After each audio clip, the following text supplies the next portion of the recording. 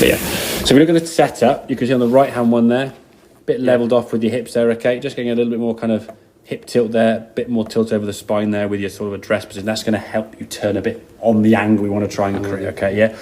So the first one on the right, as you can see, good top of the backswing. Try and drive and sort of spin your lower half, okay? The lower half starts twisting, the shoulder starts coming through. There's kind of your shoulder position where you kind of want it, not far from there, probably the next frame down here, there. That's where you want your shoulders to be impact, but the club's still way back here. Then when you come to the golf ball, your shoulders now have opened up and the shoulders now going too far left. Face is left, slightly open. Your hands have gone beyond your hips because they're just leaning forward, because they're just following around the corner with your chest. Face is going this way, path towards target. Then you get a drifty cut, and if you start trying to hit the ball further left, you might try to flick your hands at that, literally that last second. It's too risky, okay? So more tilt at setup, good turn the back to get that right side behind you, and feel as though the right shoulder and the right hip are just staying back, you see, yeah? I'm amazed at how far the club is going back, because to me it feels like I'm here. Yeah, exactly. Most people have that kind of impression that the club goes more than what they think, to be fair, because momentum will carry you further anyway, because you'll go statically and go, oh, I'm going to get to about there somewhere. I think I'm there. The momentum will just carry that much further, okay? But now, as I said, the feeling is keeping the back and the hip rotation to a minimal for the first split second, okay? Because even though you think you're not moving your back at all, it's going to unwind, you see, yeah? But at least the hand, you can see now sort of working down more on the right path here. That club's going through your form. If I go back there on this one here now, because that body worked a little bit quicker here now, look at the difference in the shaft here. The club now is a lot higher than your forearm, whereas this one now it's more in line with your forearm. Okay, the club's working more behind you. It's coming into the golf ball on a better angle as you come into impact. Hit the golf ball now. There's impact. Shoulders now more line to target, okay? This one here now, the same impact position. Right frame, there we go. Gotta get it. There we go. So you can see your body position there, just a lot more cleared and opened out of the way. Face left behind and just a bit open and causing that spin. This was one of the better, this one that sort of finished about here somewhere.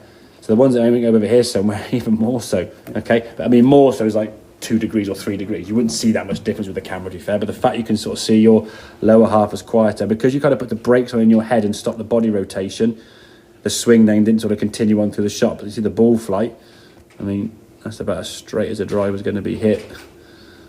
Down there with a bit of a draw there, sort of peaks the top of the flight there, and then just lands about a yard or two left of that white line at 233. I think it was ideal. But the feeling of what you thought you did, and in reality what you actually did, Mark, were again chalk and cheese. Okay, you feel as though it impact your shoulders are kind of aiming somewhere over there.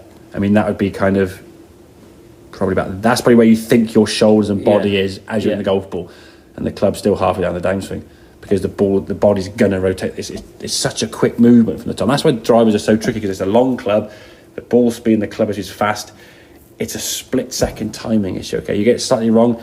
The thing is, you had all the things in place. You had the hip turn, the hip shift, the rotation, the turn, all that kind of stuff, just in the wrong order. So the hips were turning and spinning too quickly, and the club just couldn't catch up. And then when the hips did, I mean, you'll follow through there, obviously 100%. I prefer that follow through than that one. But you'll get there when you feel that you can. Well, that follow through is more in line with the path that I started. Exactly. Yeah, with that one, I'm just elbows are creased in and the wrist. But that to me, in terms of fullness of restraint, I want to see more of that. This one looks short and rigid because you kind of stopped your body, but you kind of stopped your body after the shot. If you stop the body from here and you were doing what you think you were doing, are you stopping the body here? Okay, you still then go through. What you've done is you've gone stop the body. Oh, I did. It's just a split second thing. So always exaggerate the feeling the other end. And like I said, in a couple of weeks with all the practice you do, there'll be a time when you can't stop the ball going too far left.